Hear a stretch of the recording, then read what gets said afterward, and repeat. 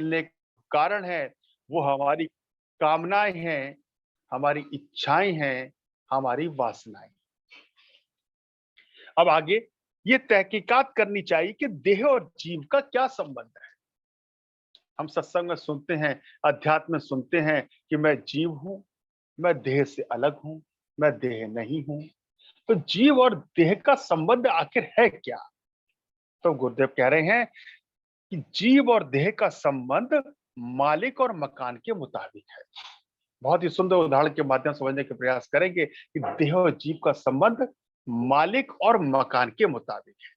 जैसे हम कोई मकान किराए पर लेने जाएं, कोई हमें अपना मकान किराए पर दे दे, तो हम तो उस मकान के किराएदार हैं और जो जिसका वो मकान है, वो उसका मालिक है। क्योंकि हर महीने हम उसको किराया देते हैं, जो भी उस मकान का शुल्क है, वो अदा करते हैं। तो गुरुदेव कह रहे देह और जीव का संबंध भी यही है। मकान मालिक और किराएदार के समान है। यानी शरीर रूपी मकान में जीव रूपी मालिक है। अर्थात ये शरीर जो है, ये तो है मकान और इसका जो मालिक है वो जीव है जो इसके अंदर है। गुरुदेव कह रहे हैं इस पर विचार कर। तो देह और जीव का संबंध गुरुदेव ने बहुत ही सुंदर तरीके से बताया। किराएदार और मकान मालिक की तरह है। देह रूपी मकान में जीव इसका मालिक है। अब अगला प्रश्न अक्सर हमारे मन में ये आता है, ये सवाल भी उठता है कि देह के नष्ट होने पर जीव की क्या हालत होती है। अब ये समझ में आ गया कि देह अलग है, जीव अलग है। देह मकान है, जीव मालिक है। अब जब देह नष्ट हो जाती है, जब मृत्यु हो जाती है, जब इस शरीर का अंत हो जाता है, तो वो जो जीव है उसकी क्या हालत होती है। तो आगे बता रहे हैं कि देह के नाश होने से जीव दूसरी देह को धारण करता है। अब देह समाप्त हो गई, जीव इसमें से निकल गया, तो देह के समाप्त होने के बाद वो जीव जो है वो दूसरी देह धारण करता है। उस क्षण में अपनी ख्वाहिश के मुताबिक, जैसी उसकी कामना है, जैसी उसकी इच्छाएं हैं, जैसी उसकी वासनाएं हैं, उसके अनुसार ही वो जीव दूसरी देह धारण करता है। देह धारण करने का जो कारण गुरुदेव ने बताया है वो वासनाएं, कामनाएं, इच्छाएं। 84 लाख योनियों का जो फेर है, आवागमन का जो चक्र है, वो केवल और केवल उसके पीछे जो कारण है वो कामनाएं हैं, वासनाएं हैं, हमारी इच्छाएं हैं। अपनी ख्वाहिश के मुताबिक वो दूसरी देह धारण करता है।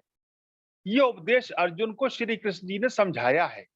कैसे समझाया है? वो हम बार-बार सुना है हमने कि जैसे मनुष्य पुराने कपड़े उतारकर नए धारण कर लेता है, उसी तरह एक देह से दूसरे देह में जीव प्रवेश करता है। नग्न हालत में वो कभी भी नहीं रहता। गुरुदेव उदाहरण देके बता रहे हैं, गीता में भगवान कृष्ण ने अर्जुन को बताया है कि जिस प्रकार मनुष्य पुराने कपड़ों को छोड़कर नए कपड़ों को धारण कर लेता है। हम सभी कपड़े हमारे पुराने हो जाते हैं, उन्हें त्याग देते हैं, कपड़े हम नए पहन लेते हैं। कपड़े बदलते हैं, हम तो नहीं बदलते।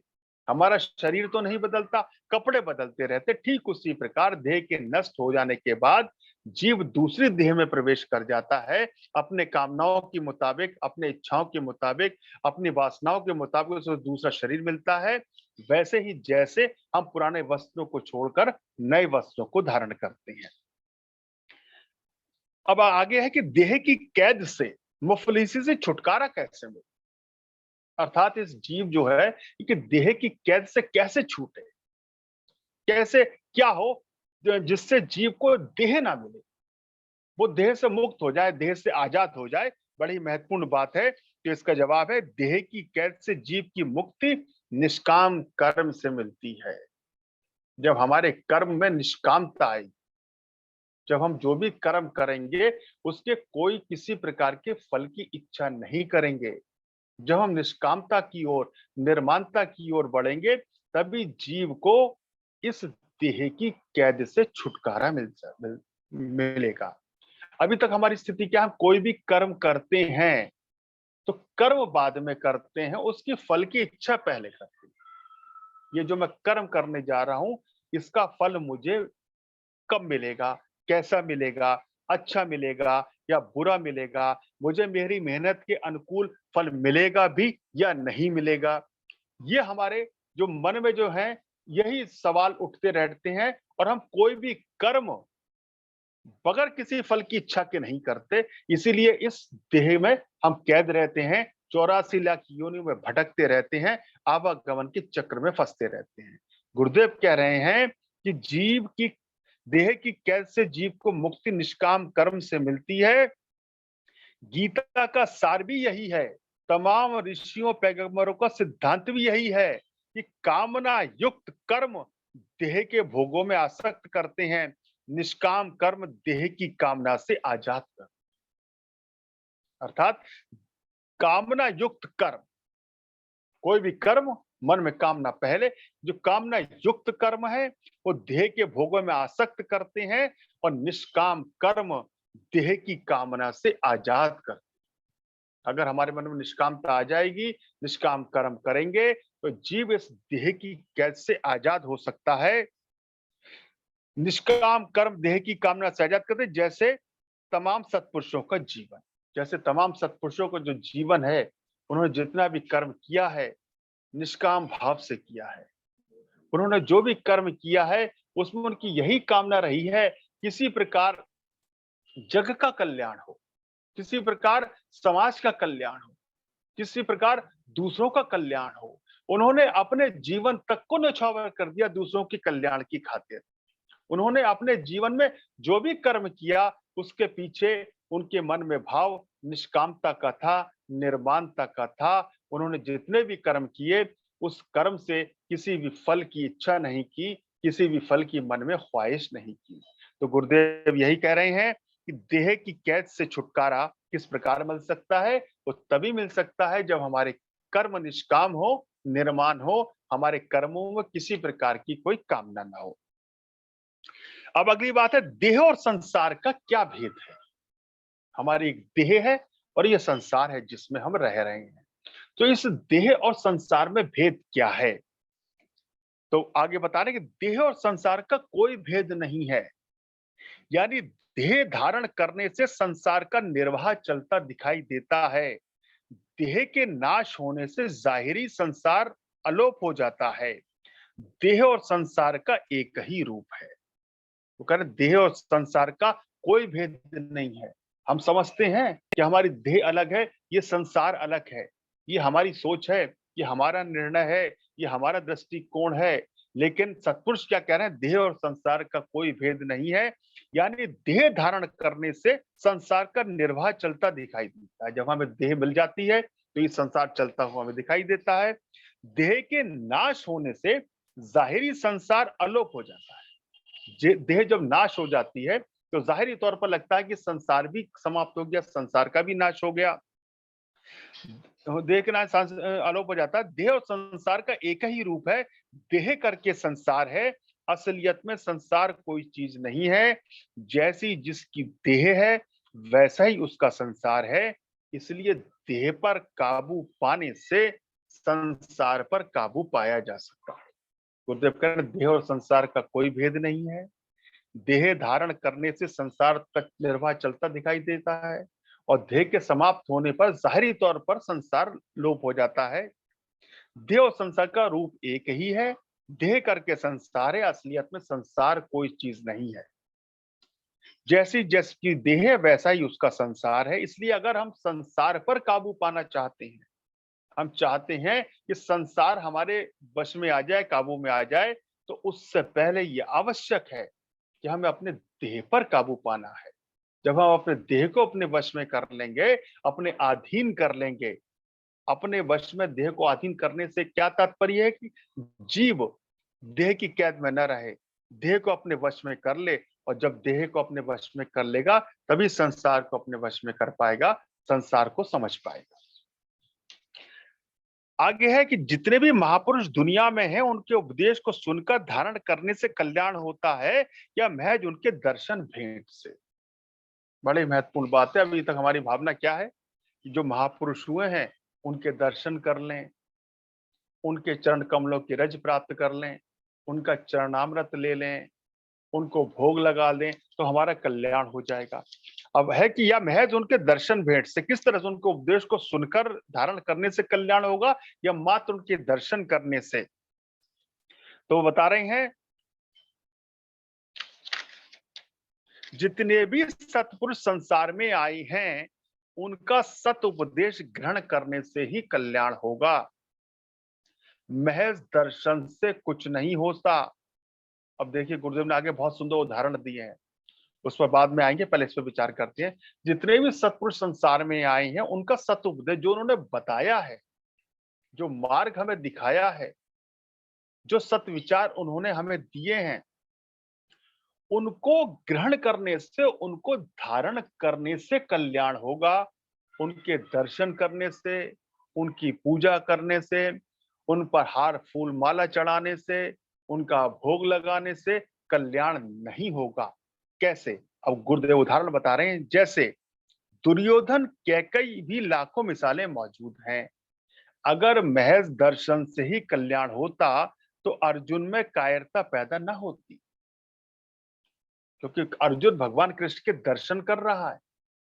अगर दर्शन से कल्याण होना होता तो अर्जुन के अंदर कायरता पैदा नहीं होती, श्री कृष्ण को उपदेश न देना पड़ता। उस अर्जुन के अंदर जो कायरता पैदा हुई, अभी तो भगवान कृष्ण ने अर्जुन को उपदेश दिया है, गीता का ज्ञान दिया है। भगवान सामने, भगवान कृष्ण सामने, अर्जुन उनके दर्शन कर रहा है, लेकिन दर्शन से अर्जुन का कल्याण नहीं हो रहा। दर्शन करने के बाद भी अर्जुन के अंदर कायरता पैदा हो रही है और भगवान कृष्ण को गीता का ज्ञान देना पड़ रहा है। इसलिए सत उपदेश को धारण करने की कोशिश करें, उसकी यही उसकी पूजा है, यही उसी में कल्याण है। विचार करें। गुरुदेव ने बताया कि दर्शन करने से कल्याण नहीं होगा। अब प्रभु राम के दर्शन तो सारी अयोध्या कर रही है, प्रभु राम के दर्शन तो मंथरा और कैकेयी भी कर रही है। क्या मंथरा और कैकेयी का कल्याण हो गया? दर्शन करने के बाद भी मंथरा और कैकेयी के षड्यंत्र के कारण ही तो प्रभु को 14 वर्षों का वनवास हुआ। सारा घटनाक्रम रामायण का हम जानते हैं।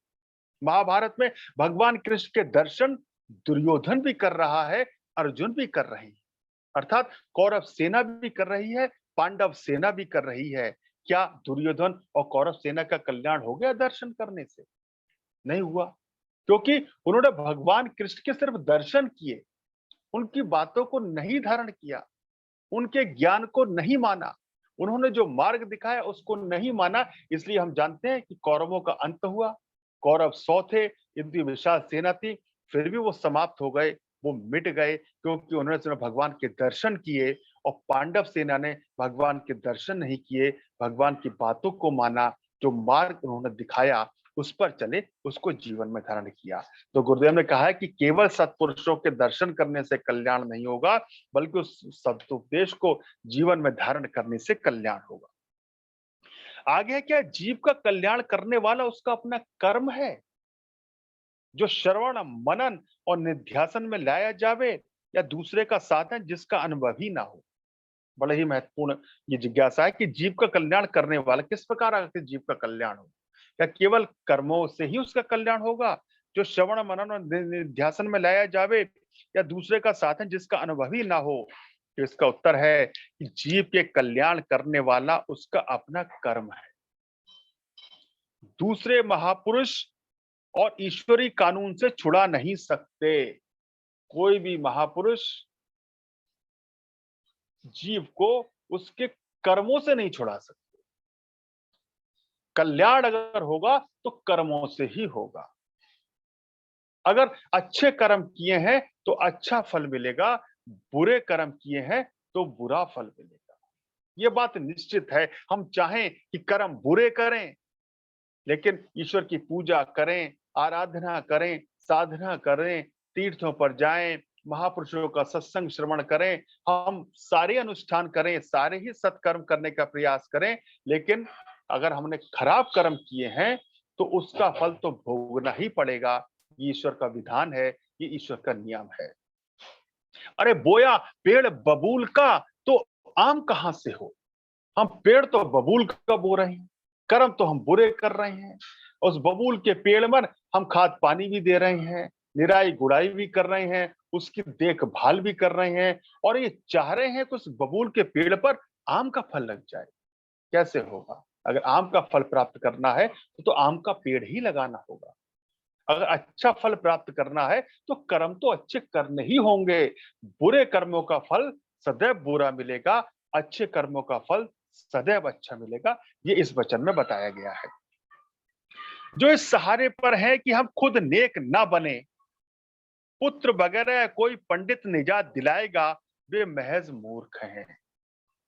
तो ये सोचते हैं कि हम कर्म तो करें नहीं अच्छे, मृत्यु के बाद मेरा पुत्र या परिवार का कोई सदस्य मेरी गति करवा देगा, वो कर्म कांड करवा कर मुझे मुक्ति दिलवा देगा।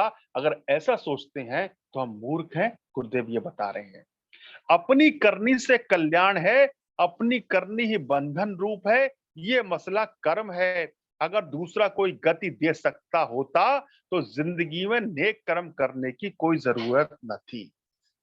अगर किसी दूसरे के कर्म करने से ही गति मिल जाती जीव को, तो जीवन में अच्छे कर्म करने की कोई आवश्यकता नहीं थी। श्री कृष्ण को कर्म योग के समझाने की अर्जुन को जरूरत नहीं पड़ती। अगर ऐसा होता तो जो कर्म का सिद्धांत है, कर्म योग का सिद्धांत जो गीता में भगवान कृष्ण ने अर्जुन को दिया है, उसकी आवश्यकता नहीं पड़ती। वो भगवान कृष्ण ने अर्जुन को कर्म योग का जो सिद्धांत है वो इसीलिए बताया है कि कर्म से ही जीव की गति हो सकती है। अच्छे कर्म करेगा तो जीव की गति सदगति होगी, और अगर बुरे कर्म करेगा तो निश्चित ही दुर्गति होगी। ये बात पक्की है। तमाम सत्पुरुषों का सिद्धांत है कि जीव को अपनी करनी से सुख दुख होता है। जो सुख और दुख है ना, वो अपनी करनी की वजह से ही होते हैं। अगर हमें जो सुख मिल रहा है तो वो भी हमारे कर्मों की वजह से मिल रहा है। अच्छे कर्म किए हैं तो सुख मिलेगा, और अगर दुख मिल रहा है तो वो भी हमारे कर्मों की वजह से मिल रहा है। कहीं ना कहीं हमने जीवन में बुरे कर्म, खराब कर्म किए हैं, इसलिए हमें दुख मिल रहा है। और कर्म फल को कोई मिटा नहीं सकता। जो कर्म का जो फल है उसे कोई मिटा नहीं सकता, कोई परिवर्तित नहीं कर सकता। कोई पूजा, कोई आराधना, कोई साधना, कोई कर्म कांड, कोई अनुष्ठान, कोई तीर्थाटन, कोई गंगा स्नान, कोई संगम स्नान, कोई कुंभ स्नान, कोई नहीं बदल सकते। जो कर्म है उसका फल भोगना ही है, भोगना ही पड़ेगा। यह मसला आवागमन का है, और यही आवागमन का कारण भी है जो पहले बताया है कि जो आवागमन का जो कारण है वो भी कर्म ही है। अपनी करनी करके असलियत की पहचान करो, और सत बुजुर्गों की हिदायत के मुताबिक। अब आगे है, गति किसे कहते हैं? गति देह की होती है या जीव? हमने देखा है मृत्यु के बाद अनुष्ठान होते हैं, कर्म कांड होते हैं, और ये कहा जाता है कि जीव की गति करानी है, उसकी सदगति करवानी है। तो यही प्रश्न है कि गति किसको कहते हैं? गति होती किसकी है? देह की होती है, जीव की होती है? अरे मृत्यु के बाद देह तो समाप्त हो जाती है, देह तो यहीं रह जाती है। तो जो गति कराई जा रही है, जो कर्मकांड कराए जा रहे हैं, वो आखिर किसके कराए जा रहे हैं? किसकी गति होनी है, देह की या जीव की? तो इसका आगे उत्तर है, गति के माने कल्याण की है। देह की गति और जीव की गति दोनों में अंतर बताया गया है।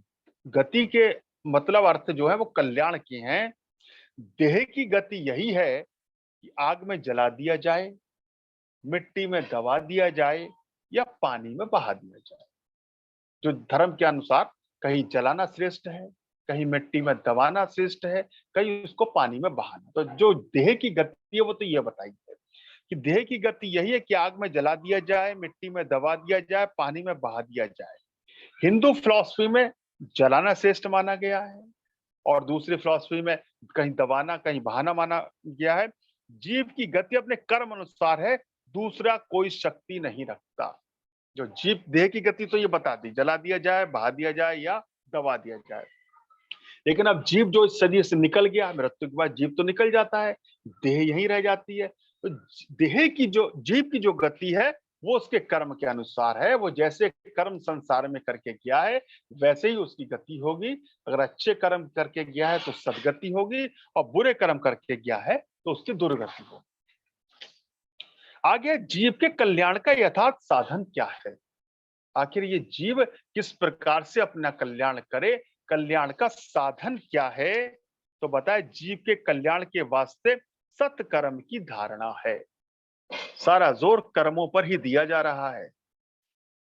कल्याण का चाहते हैं तो फिर कह रहे हैं गुरुदेव कर्मों को सुधारो। कि जीव के कल्याण के वास्ते सत्कर्म की धारणा है, यानी खुराक, लिबास, विचार, संगत और कोशिश नेक होवे, जिससे जीव असली स्वरूप को प्राप्त हो जाए। यही असली गति है। कह रहे हैं कि जीव के कल्याण के वास्ते सत्कर्म की धारणा है, यानी खुराक हमारा खान पान, लिबास हमारा पहनना ओढ़ना, विचार मन में जो विचार हैं वो भी शुद्ध हो, संगत और हमारी जो संगति है, जो हमारे संगी साथी हैं, कोशिश करें नेक हो, ये सब नेक हो। हमारा खुराक भी नेक हो, अच्छी हो, लिबास भी अच्छा हो, विचार भी मन में अच्छे विचार आए, बुरे विचार ना आए, और कोशिश नेक होवे, जिससे जीव असली स्वरूप को प्राप्त हो जावे। यही असली गति है। जिससे जी अगर ये सारे ही अच्छे होंगे तो जीव जो है वह असली स्वरूप को प्राप्त हो जाएगा। यही असली गति है। आगे है कि धर्म, नीति और रिवाज के भेद का विचार, रिवाज के सुधार का यत्न करना। अब इसमें कहा है धर्म नीति यानी जिंदगी का मौत का कानून अटल है। हर एक मुल्क और मजहब के वास्ते बराबर है, यानी जीव मात्र का देह धारण करना और भोगों में गिरफ्तार होना, इससे निजात हासिल करना एक ही धार पर है। दूसरा पहलू रिवाज का है, यानी वक्त के मुताबिक सोसाइटी के लिए नियम रिवाज हमेशा बदलता रहता है। जिस तरह वक्त बदलता है उसी तरह रिवाज भी बदलता रहता है, मगर धर्म नीति अटल है। और अंत में है कि ईश्वर की प्रतिष्ठ भगति किस लिए की जाती है? जो ईश्वर के मुनकिर हैं उनको क्या करनी चाहिए, यानी कि जो भक्ति हम कर रहे हैं वो किस लिए कर रहे हैं, क्यों की जाती है, और जो ईश्वर से मुनकिर हैं उनको क्या कमी है, उनके पास क्या कमी है, वो क्यों करते हैं? तो इसका उत्तर है कि ईश्वर की भक्ति जन्म मरण संसारी दुखों से छूटने के लिए है।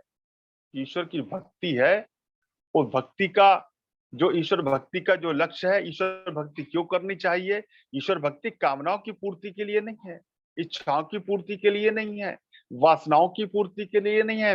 हमारे मन में तो यह ख्याल है कि हम भक्ति करेंगे तो हमारी इच्छाएं पूरी हो जाएंगी, हमारी कामनाएं पूरी हो जाएंगी, संसार के भोग पूरी हो जाएंगे। जो वस्तु, जो पदार्थ, जो संसार का भोग अब हम अपने पुरुषार्थ से, अपने कर्मों से प्राप्त नहीं कर सकते, वो शायद ईश्वर की भक्ति से हमें प्राप्त हो जाएंगे। लेकिन हमारी सोच में और सत्पुरुषों की सोच में कितना बड़ा अंतर है।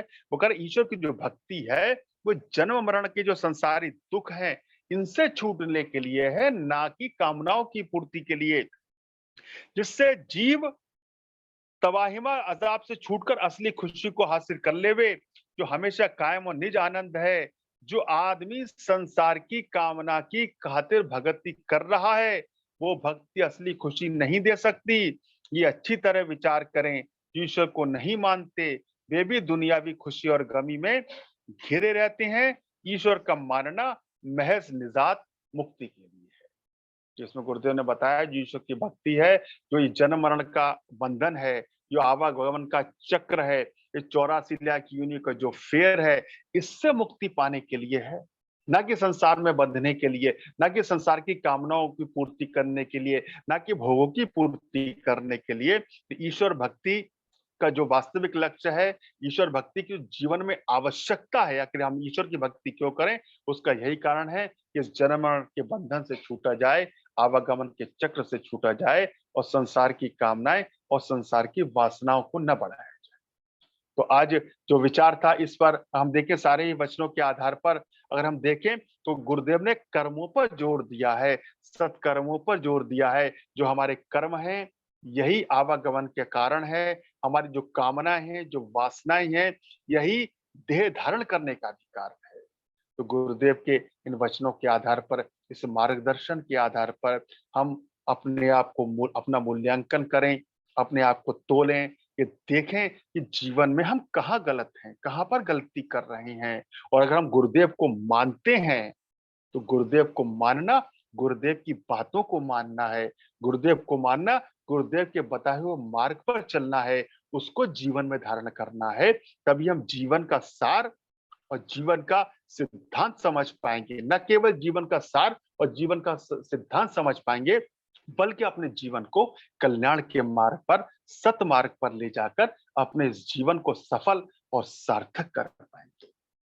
सर्वशक्तिमान परमात्मा हमारे संकल्पों में, हम सभी की आध्यात्मिक उन्नति और आध्यात्मिक प्रगति में हमारा सहायक हो, जीवन का सार और सिद्धांत समझने में हम सभी का सहायक हो। इसी मंगल कामना के साथ मैं अपनी वाणी को विराम देता हूँ।